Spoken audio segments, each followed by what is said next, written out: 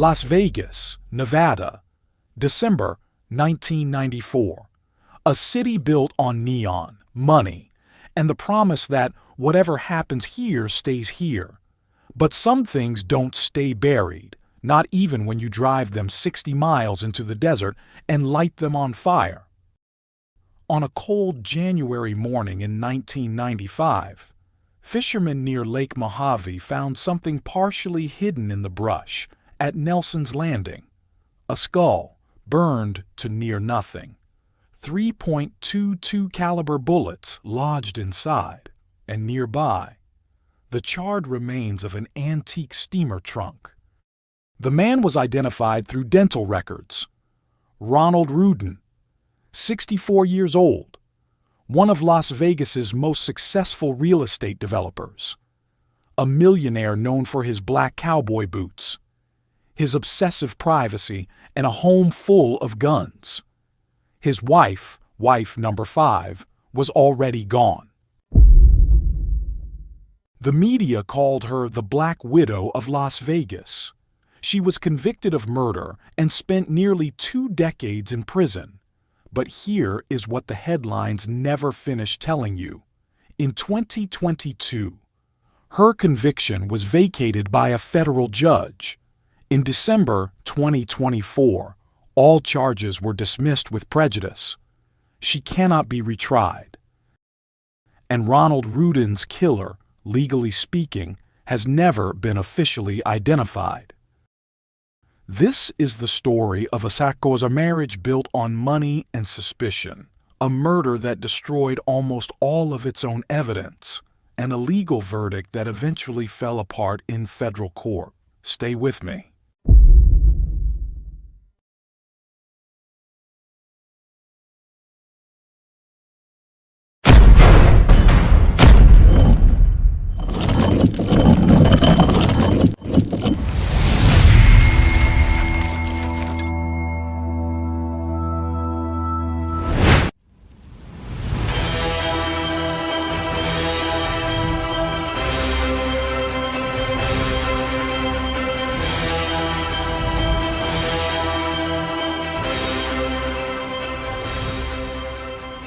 Unreal True Crime launches its new book, Unreal True Crime, Latin edition.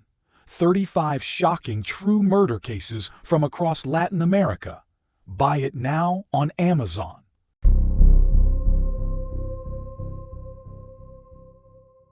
Ronald Rudin was born in Chicago in 1930. By the time he settled in Las Vegas, he had already built himself into something. A real estate developer who understood that the city's explosive growth in the 1980s was the kind of opportunity that didn't repeat itself. He stayed away from casino culture. His world was property, contracts, strip malls, and the quiet power of owning the building where other people worked. People who knew Ron described him as charming and suave, persuasive in business and in romance. He was known for his black cowboy boots, his always immaculate Cadillac, and what one former detective described as a huge armory full of guns. Firearms were not just objects for Ron. They were part of how he understood safety, control, and the world around him. He was reportedly almost always carrying one. His personal life was as complicated as his public image was polished. He had been married 4 times before he met Margaret. His third wife, Peggy, had died in 1978 from a gunshot wound inside their home. Police investigated and ruled it a suicide. Ron was never charged, but that chapter in his past would resurface decades later in ways no one could have anticipated. Ron also had at least one major active business venture in the early 1990s, a development project called The Retreat at Lee Canyon, an RV resort outside Las Vegas. Defense attorneys would later argue this project involved complicated financing and potentially dangerous business associations, claims that were never fully pursued at trial. Whether Ron's business world held enemies who wanted him gone is one of the questions this case never properly answered. By the mid-1980s, Ron was a powerful figure in his corner of Las Vegas. Successful, guarded, and increasingly careful about who he let into his world. Margaret Lee Frost was born in Memphis, Tennessee in 1943. Her family moved constantly during her childhood.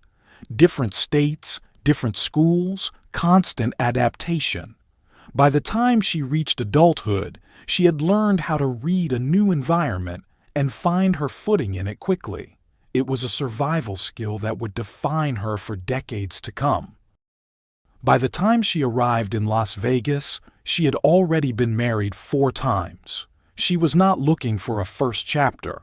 She ran an antique business, a world that suited her, visual, historical, requiring a trained eye for what is valuable beneath a worn surface.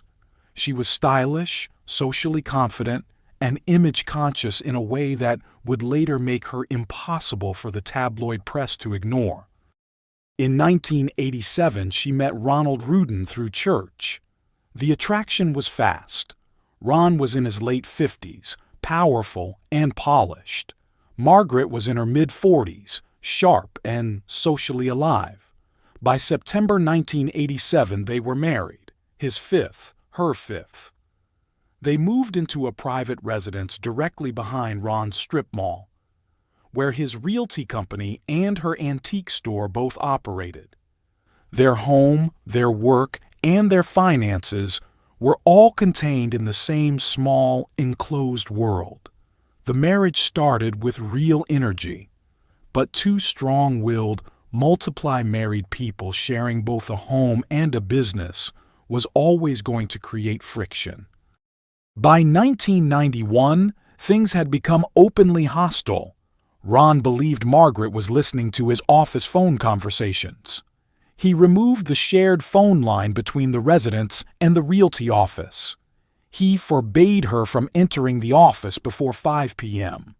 And that same year, Ron had a private meeting with his attorney, Patricia Brown, in which he described Margaret as growing vicious and violent.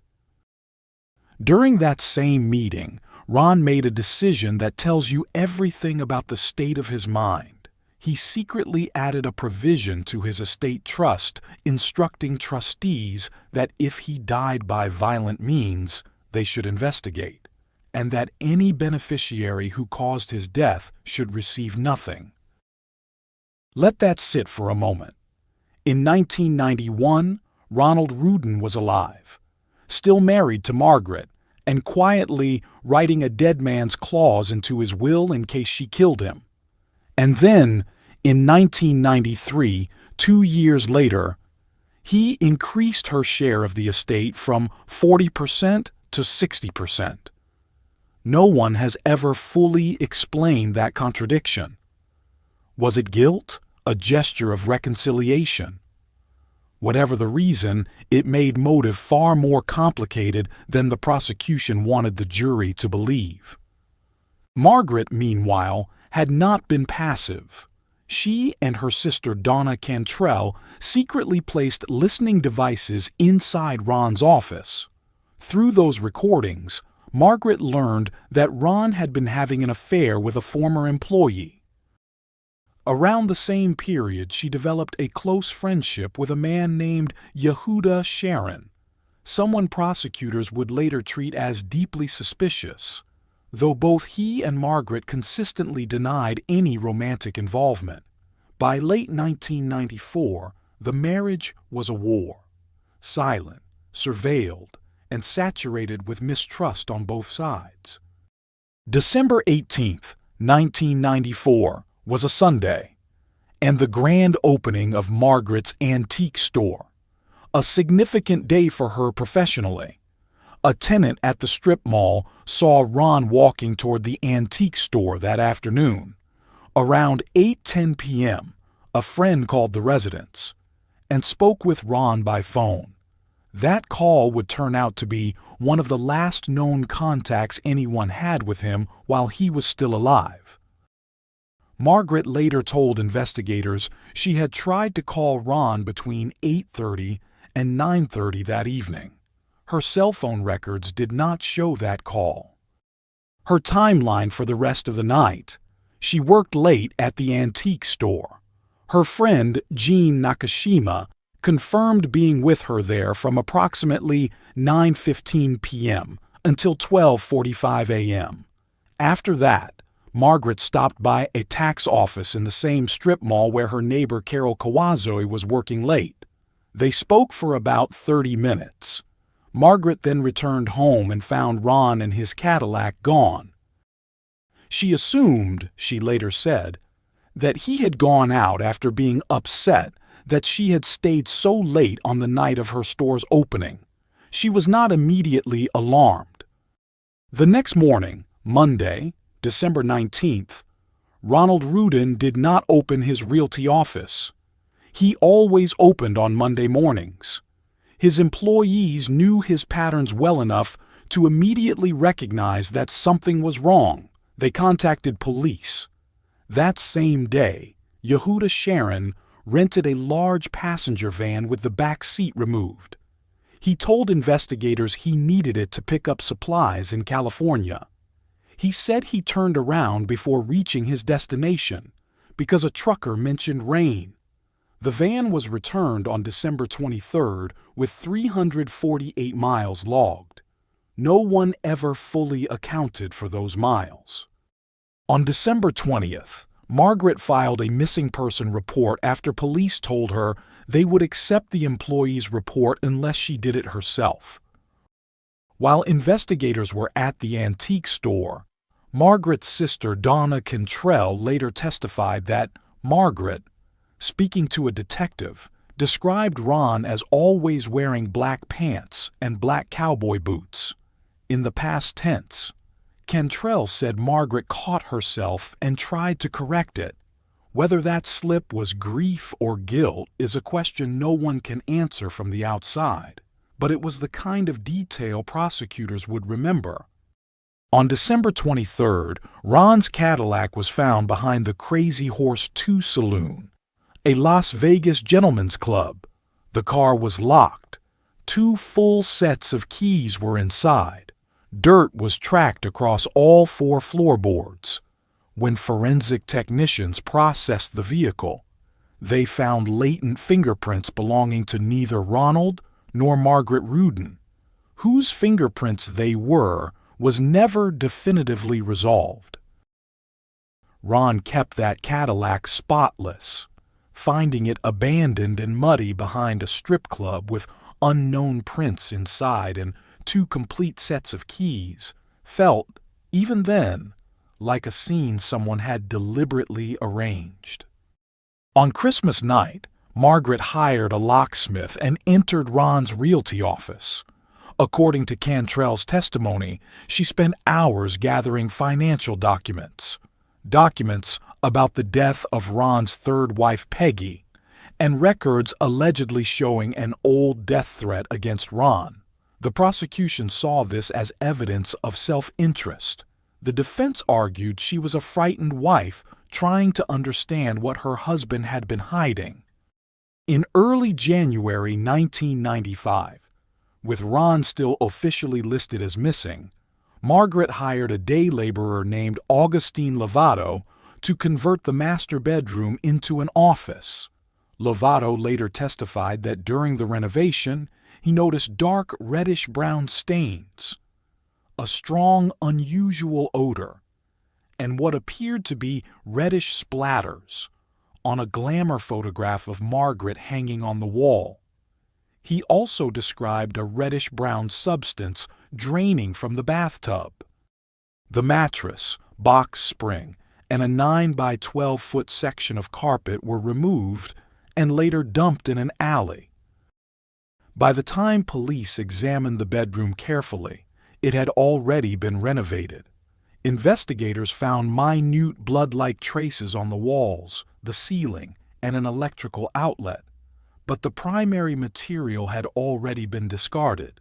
Lovato later received the $25,000 reward posted by Ron's estate trustees after coming forward with his testimony. The defense would not forget that detail when evaluating his credibility. On January 21, 1995, fishermen near Nelson's Landing at Lake Mojave found burned human remains in the brush along the shore. What was left, a skull and approximately 500 grams of bone matter.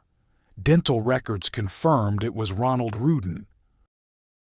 3.22 caliber bullets and 2 fragments were recovered from his skull. He had been shot multiple times in the head. Near the remains were the burned remnants of a large antique steamer trunk and a bracelet. A former detective who later reviewed the scene said its arrangement felt almost theatrical, as if someone had staged it deliberately. Ron had been found. The question of who put him there was far from answered. Investigators focused intensely on Margaret. The combination of factors was hard to ignore.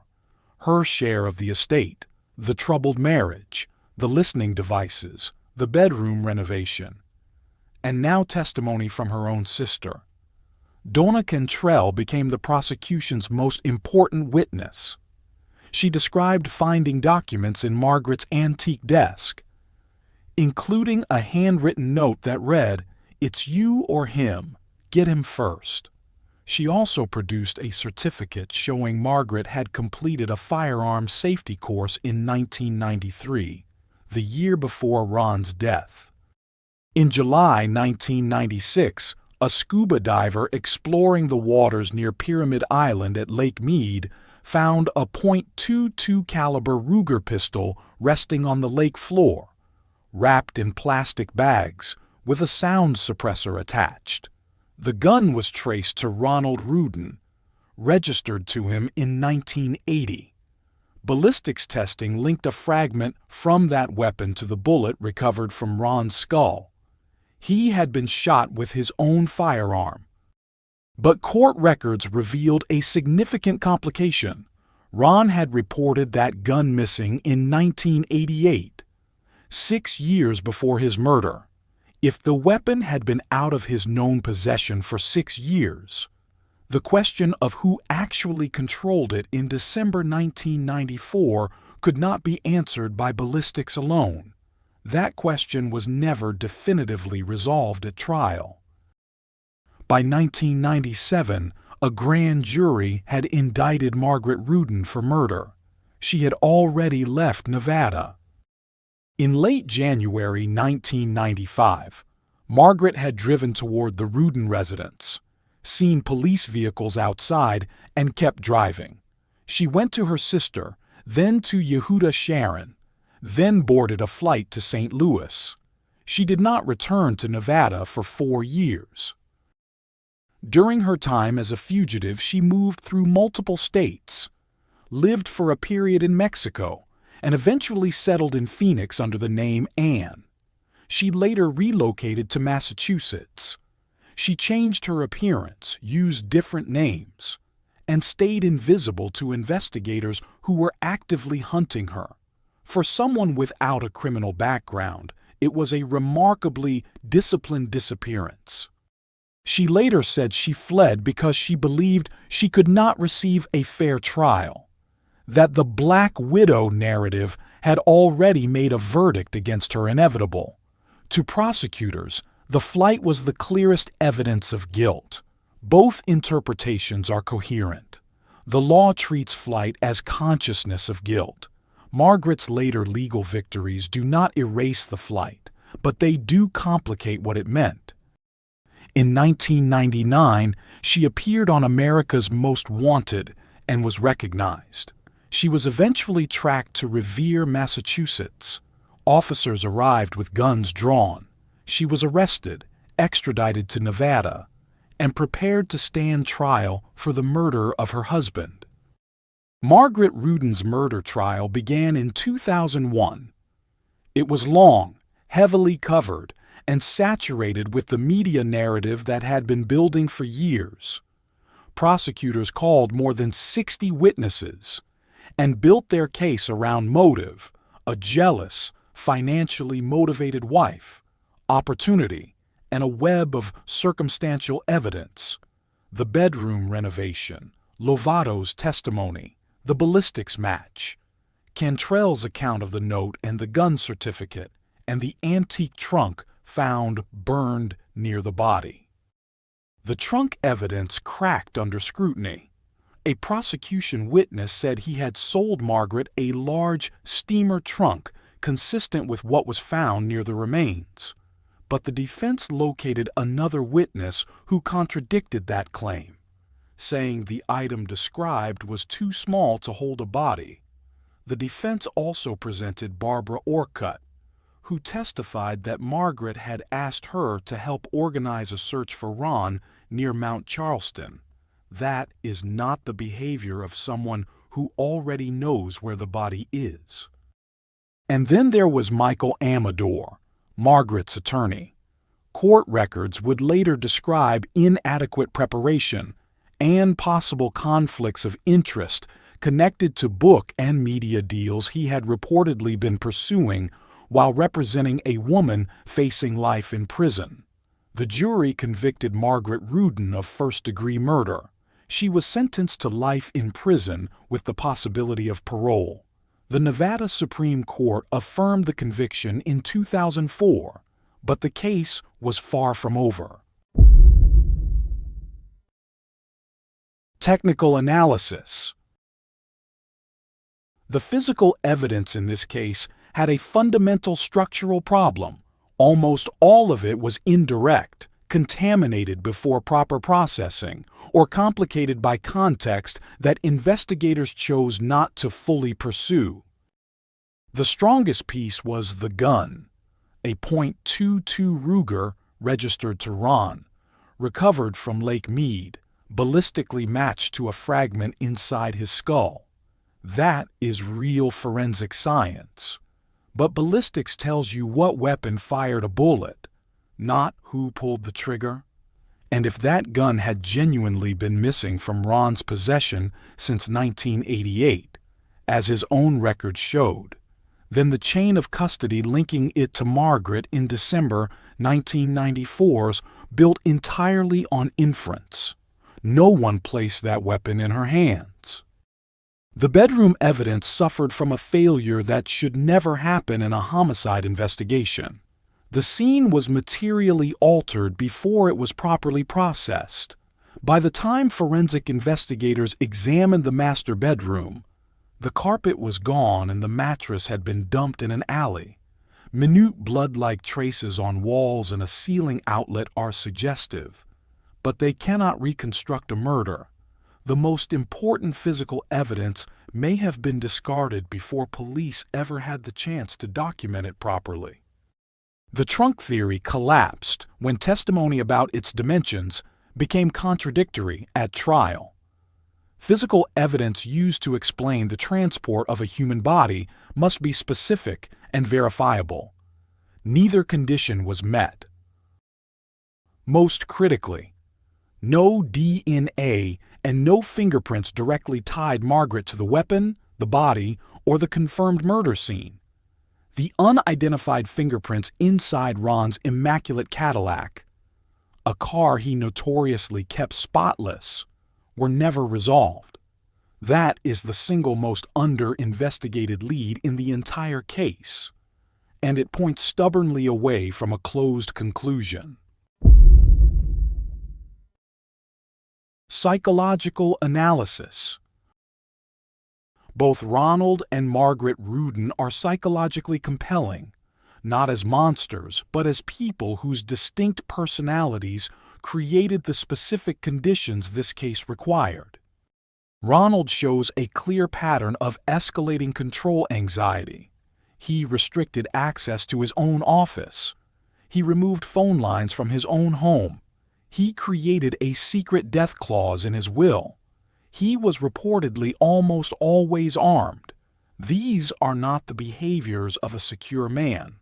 They are the behaviors of someone who had stopped trusting the people closest to him, and who chose financial and legal self-protection over simply leaving the marriage. That is a specific psychological posture, vigilant, quietly defensive, and fundamentally unwilling to confront his fear directly. Margaret's profile, across testimony, interviews, and legal records, is someone with an unusually high tolerance for instability. 5 marriages, multiple identities, years as a fugitive. She did not break under pressure. She adapted. To investigators, that looked like cold calculation. But the capacity to adapt under extreme stress and the capacity to commit premeditated murder are not the same trait, even when they look similar from a distance. Her decision to surveil Ron's office rather than confront him about the affair is behaviorally telling. She gathered information before acting. That pattern, cautious, methodical, intelligence first, appears throughout her life and does not map cleanly onto impulsive violence. The Black Widow label is itself a psychological artifact. It collapses a complicated person into a pre-existing cultural villain type that American audiences already recognize. Jurors respond to familiar stories. The story of a multiple married, image-conscious woman who killed her wealthy husband is a story the culture had already written. And that pre-written narrative may have done more work inside that jury room than any single piece of physical evidence. The collapse, when the verdict fell apart. Here is the part of this story that true crime rarely covers properly, because it does not have a clean ending, and clean endings are what the genre runs on. Margaret Rudin spent nearly 20 years in prison insisting she was innocent. Post-conviction attorneys examined her trial record and found something that should disturb anyone who trusts the system. Her own defense lawyer, Michael Amador, appears to have been pursuing book and media deals while simultaneously representing a client facing life in prison. Court records describe inadequate preparation and serious conflicts of interest. A defense attorney with one eye on his Hollywood future is not an attorney who is fully present for his client. In 2022, a federal judge vacated her conviction. The ruling did not declare her innocent. It said something simpler and more devastating. She had not received a fair trial. The constitutional guarantee of competent legal representation had failed her. Nevada prosecutors then faced a decision: retry a 30-year-old case with a forensic record that was always formel, witnesses who had died or disappeared, and evidence that had largely decomposed or been discarded, or let it go. In December 2024, they dismissed all charges with prejudice. Margaret Rudin cannot be tried again for Ronald Rudin's murder, not now, not ever. In January 2026, her wrongful conviction lawsuit against Nevada was dismissed without a ruling on the merits. No court has officially declared her innocent. No court has officially named anyone else. So where does that leave Ronald Rudin? Murdered in December 1994. Shot multiple times with his own gun. His body burned and dumped 60 miles from home. Someone planned this carefully enough to destroy almost every trace, and left just enough of a trail to point in one direction. The unidentified fingerprints in the Cadillac he kept spotless. The gun missing since 1988. The 348 unexplained miles on Sharon's van. The Lee Canyon business dealings never fully investigated. The burned desert scene that felt to at least one experienced detective like something staged for an audience. For 30 years, Las Vegas believed it had found its Black Widow. The law eventually decided it wasn't so sure.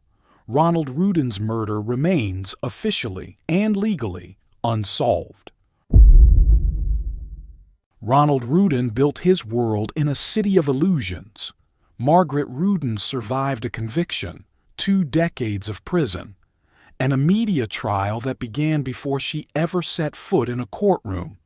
And she walked out the other side. Whether that means she was innocent, or whether it means the state simply couldn't hold the case together, depends entirely on who you ask. What's certain is this. Somewhere between the neon lights, the burned bones in the desert, and a gun at the bottom of a lake, the full truth about that December night has never been told. If this case stayed with you, subscribe. We cover the cases that don't have clean endings, the ones where the questions outlive the verdict. Like the video if you want more, and drop in the comments. Do you think the right person was convicted? I read every single one. See you in the next one.